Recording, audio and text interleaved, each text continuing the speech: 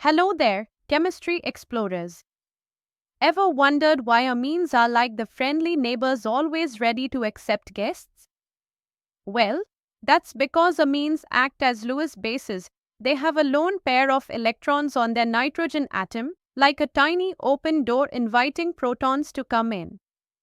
When a primary or secondary amine meets a strong mineral acid like hydrochloric acid or sulfuric acid, it gladly accepts a proton and forms an ammonium salt. Picture this: the amine grabs a proton, becoming positively charged, while the acid's negative ion, like chloride or sulfate, hangs out beside it, making stable compounds such as a NH3 plus Cl-. Now, what's fascinating is that this reaction is reversible, like a handshake that can be undone. So, you can reverse the salt back to the original amine by adding a base, which snatches away that proton. This acid-base dance not only reveals that amines are indeed basic, but it's also handy in the lab. Chemists use this reversible salt formation to purify amines, forming those crystalline salts and then purifying them through recrystallization. Imagine catching a slippery fish with a net and then releasing it once you've cleaned it. That's purification by salt formation. And while we can't see it right now, picture a diagram showing an amine molecule bonding with an acid. Its nitrogen happily holding on to that proton and the acid's negative ion nearby, forming a neat ammonium salt. So, the bottom line, amines are basic because of their nitrogen's lone electron pair. They readily react with acids to form ammonium salts, and this reversible reaction is a chemist's toolkit for purification. Chemistry is indeed about friendly handshakes at the molecular level. Welcome back, curious minds. Imagine amines as eager partygoers always looking to link arms and form bigger groups. That's alkylation. Amines react with alkyl halides through a process called nucleophilic substitution. Think of the nitrogen in an amine as a player ready to steal the spotlight by grabbing an alkyl group, turning a primary amine into secondary, then tertiary, and if the party goes wild, into quaternary ammonium salts with 4 groups attached to nitrogen. This sequence proceeds step by step through increasing substitution of the amine group. We begin with a primary amine, written as a NH2. On further alkylation, it becomes a secondary amine, Ra' NH. Another alkyl group gives a tertiary amine, Ra' double prime N. Finally, with one more alkyl group added, it forms a quaternary ammonium salt, written as Ra' double prime triple prime N positive X negative. But beware. If alkylation runs uncontrolled, you might end up with too many guests at the nitrogen's party. Overalkylation leads to those quaternary salts we just mentioned. What decides how far this party progresses? Sterics, which means the bulkiness of the groups around nitrogen, and electronics, or how the charges and electron clouds behave. These factors influence which alkylation stage will dominate. This reaction is particularly useful in industry, especially for making substituted amines and quaternary ammonium salts that serve as vital ingredients in detergents that help your clothes stay clean and fresh. Now, picture the missing diagram as a sequence chart showing an amine gradually bonding more and more alkyl groups, culminating in a fully substituted, positively charged quaternary ammonium salt. So, alkylation is like a chemical dance where amines gain new partners step by step, and controlling the tempo avoids chaotic overcrowding at the nitrogen center. Hello again. Let's chat about acylation, where amines get a new wardrobe, a fancy substitution turning them into amides. In this reaction, amines team up with acid chlorides or anhydrides. For example, when a primary amine reacts with acetyl chloride, they form a substituted amide, releasing hydrogen chloride as a byproduct. Picture the equation. Our NH2 plus CH3COCl gives our NH COCH3 plus HCl. Since HCl is an acid that could cause trouble, chemists add a base like pyridine to mop up the HCl, keeping the reaction smooth and clean. Only primary and secondary amines participate here. Why? Because tertiary amines lack that vital NH proton which is essential for acylation to proceed. The fun part is that acylation reduces the basic nature of amines since an amide's nitrogen no longer has a loose electron pair to act as a base. This reaction is a clever way to protect amino groups during complex organic synthesis, kind of like putting a molecule in a protective bubble wrap before shipping. Imagine a diagram illustrating the amine attacking the carbonyl carbon of the acid chloride, pushing off the chloride ion and forming an amide bond with the nitrogen. So, acylation transforms amines into amides by swapping their basic nature for a protective shield, essential chemistry for building complex molecules without unwanted side reactions. Greetings, science detectives! Want a clever test to identify primary amines? Enter the carbolamine reaction. It's like a molecular fingerprint with a notorious stinky twist. When primary amines react with chloroform and alcoholic potassium hydroxide, they produce isocyanides, also called carbolamines, which have a famously foul smell that you won't forget. The key reaction is RNH2 plus CHCl3 plus 3K. OH gives our NC plus 3KCl plus 3H2O. This reaction specifically targets aliphatic and aromatic primary amines. Secondary and tertiary amines just won't play along. Imagine it as a special VIP club where only primary amines get the pungent badge. The secret to this reaction?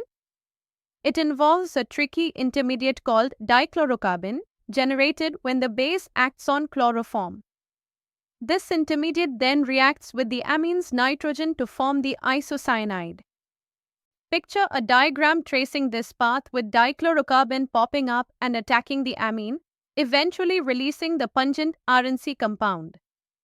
In the lab, this smell is a dead giveaway for primary amines, making carbolamine reaction a priceless tool for students and chemists alike.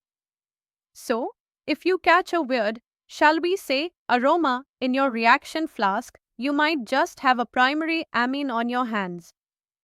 Hello, fellow chemists.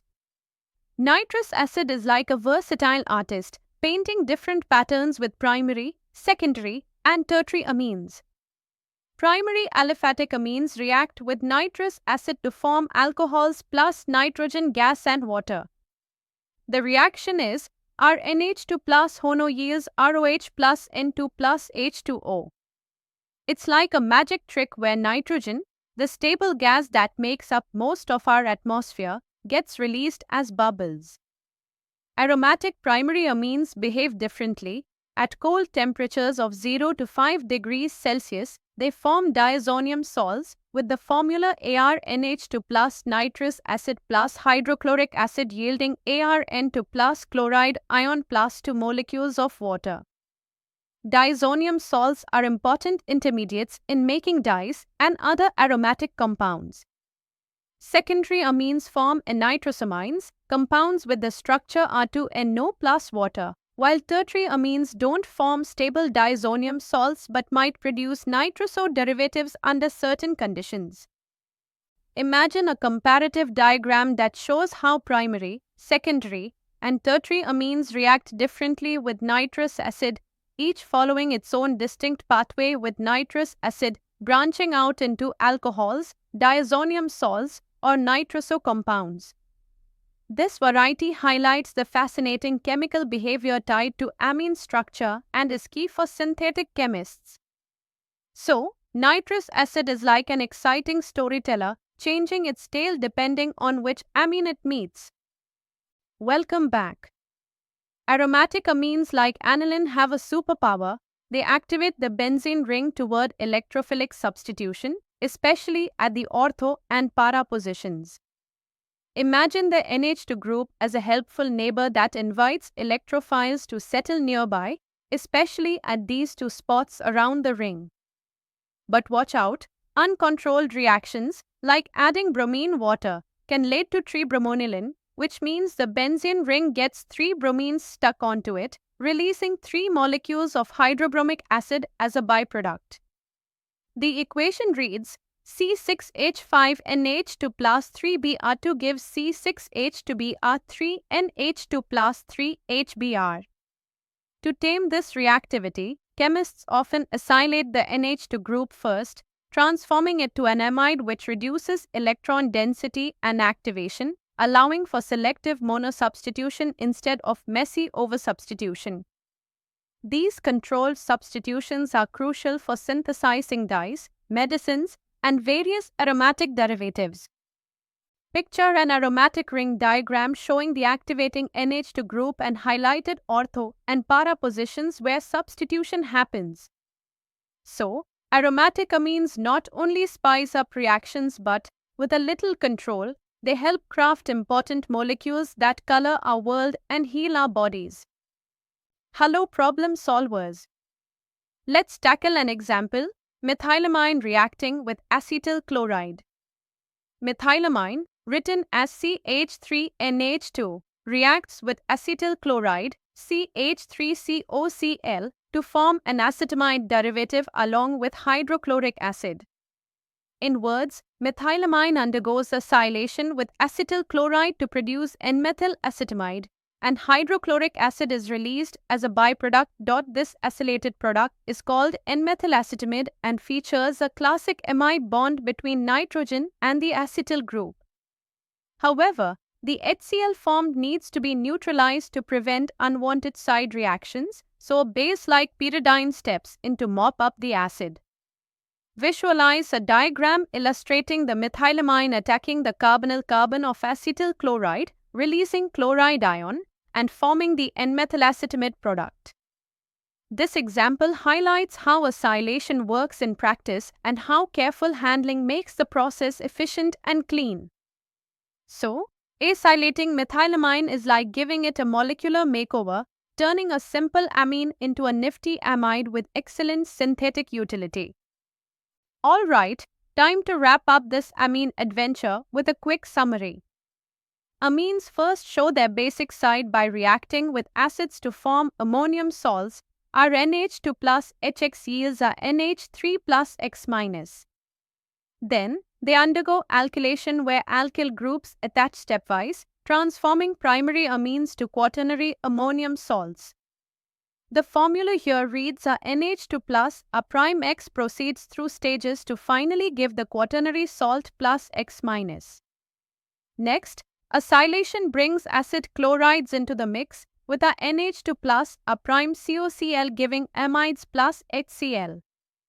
Then comes the pungent carbolamine reaction where primary amines plus chloroform and potassium hydroxide produce isocyanides, KCl, and water. Aromatic amines react with nitrous acid to form diazonium salts, and finally, aromatic amines also activate the benzene ring for electrophilic substitution leading to compounds like tribromonylin with bromine. Each of these reactions unlocks a new talent of amines, from purification to synthesis to identification. These pathways fuel industries from textiles to pharmaceuticals and even household detergents. That's a wrap for today's chemistry journey. Remember, amines aren't just basic, they're the versatile stars of organic chemistry. Keep questioning, keep exploring. Chemistry is fun when you can laugh and learn, and I'll see you in the next session.